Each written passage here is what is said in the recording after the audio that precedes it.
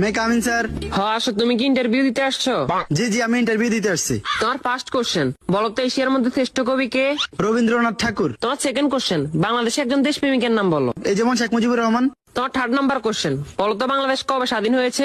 হওয়ার কথা তো ছিল 1948 সালে, কিন্তু 1971 সালে 16 ডিসেম্বরে স্বাধীন হয়েছে। তোমার লাস্ট কোশ্চেন, বলো তো আকাশে কয়টি তারা আছে?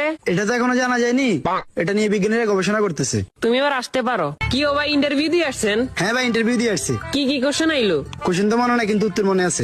আচ্ছা উত্তরই কোন? রবীন্দ্রনাথ ঠাকুর, শেখ মুজিবুর রহমান। 1948 সালে হওয়ার কথা ছিল, কিন্তু 1971 সালে 16 ডিসেম্বর হয়েছে। এখনো জানা যায়নি, এটা নিয়ে বিজ্ঞানীরা গবেষণা করতেছে। থ্যাংক ইউ ভাই, thank you. May I coming sir? আসো। তোমার নাম কি? রবীন্দ্রনাথ ঠাকুর। তো তোমার বাপের নাম কি? শেখ মুজিবুর রহমান। তোমার জন্ম কবে হয়েছে? হওয়ার কথা তো ছিল 1948 সালে, কিন্তু 1971 সালে 16 ডিসেম্বর হয়েছে। এবার তুই পাগল হয়েছিস নি? এটা এখনো জানা যায় না, এটা নিয়ে বিজ্ঞানীরা গবেষণা